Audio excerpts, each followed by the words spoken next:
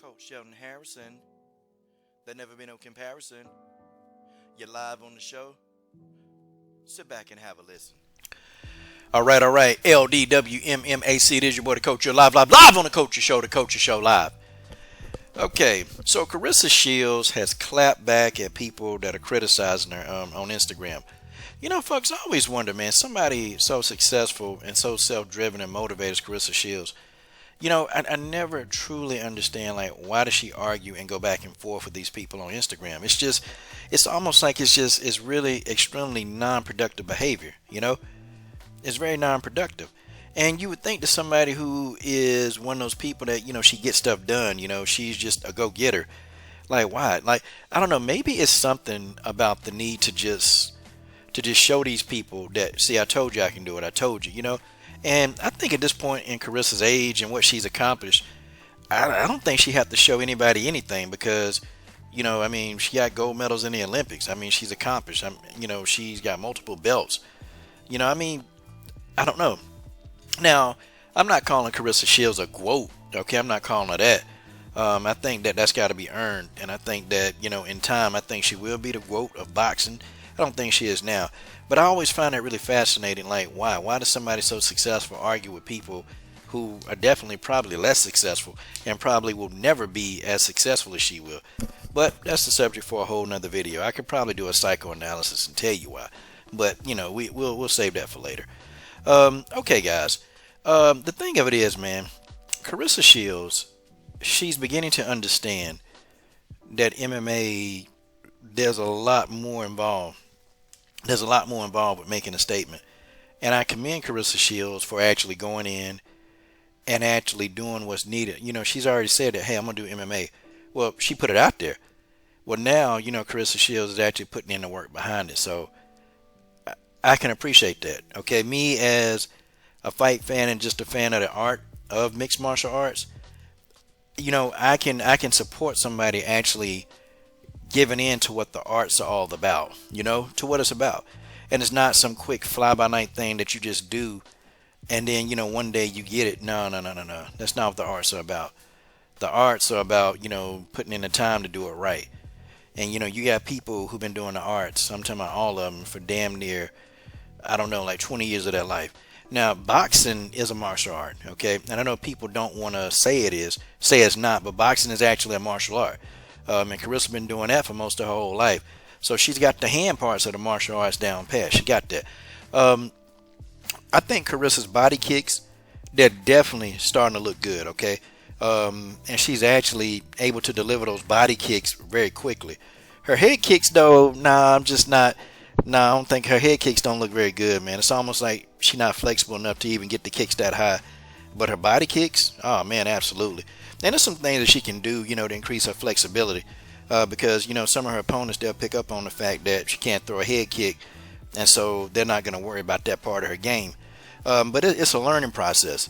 And finally, I think that she's starting to understand that this is a learning process. You know, you can't, you know, be mentioning names like Nunes and Cyborg and then, you know, be like, okay, I'm competitive. No, you're not going to be competitive against them. Not in the octagon. Not right now. Okay?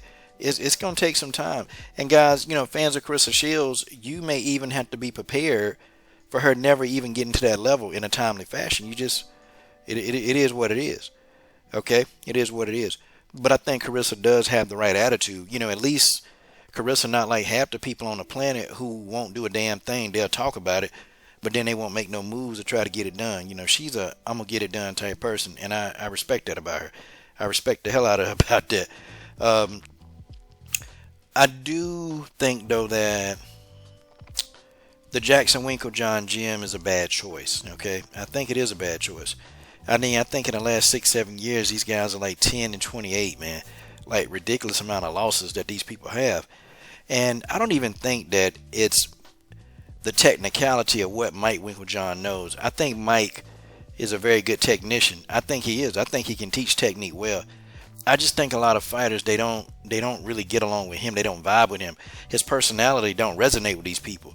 And unfortunately, when, you know, your fighters, a lot of them think you're an asshole, you know, the information may not get through. It may not get through. It's almost like, you have a coach, and your coach know what they're talking about, but if your coach is just an asshole, it's like you're not going to be able to learn from that person, you know? It's like having a teacher, same thing, having teachers in school that you didn't like. You knew that the teachers knew what they were talking about, but them as people, you couldn't really, I don't know. I don't know. You can't really relate to them because they're assholes. And that's Mike Winklejohn. And I've heard several fighters say that. I've even had fighters tell me straight up, I'm talking about one-on-one. I've had fighters tell me on the phone that this man's an asshole. Look, it is what it is, okay? It is what it is. That's the Winklejohn. And I hope Claressa don't fall, victim to the Winklejohn curse. I hope she don't. But, she said, hey, look, it's going to take, I ain't even been doing this a full year.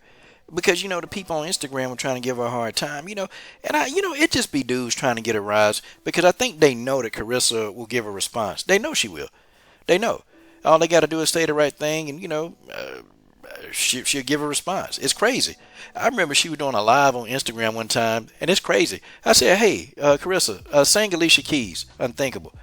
She sung it. Like, one thing I do respect about her is that she is very responsive to her fans. She's extremely responsive. And if you're like the first 20 or so people, she'll respond to them, and actually, talk to them. And the rest of them she'll like. That's one thing I like, though. She is. But I don't know, man. I think Claressa in 2021, me personally, I think it's going to be too early. I think it's going to be too early. And I think that, she may or may not have what she needs, And anybody who think that they can fight her, anybody that's weighing like 155 pounds, they're going to start training ground. They're going to start training ground because the PFL, they're going to be searching. They're going to be searching for somebody to bring in there to showcase Claressa Shields. That's what they're going to do. So these people now, they're going to start working the hell out of their ground game because ain't nobody going to stand with her. They ain't going to throw hands with her, but they definitely going to take her down. Now, I'm not saying Claressa got these magic hands and she ain't going to get hit. Yeah, if she stand with enough people in MMA, she going to get hit. It's just what it is, okay? She's going to get hit. In an octagon and a boxing ring is different. Avoiding shots in an octagon is different from avoiding shots in a boxing ring. And, even, an average MMA fighter can land a shot on you. It's because of the way the punches come in. But I do like that, she's putting in the work. She's putting in the time. And, even, her, even starting jiu-jitsu. Now, you have to imagine with jiu-jitsu, they're probably just going to start teaching her how to defend, how to defend submissions. Because that's what they're going to try to do. They're going to try to submit her. They ain't going to try to fight with her. They're going to try to get the fight to the ground. Hell, you probably going to have people pulling guard on Claressa.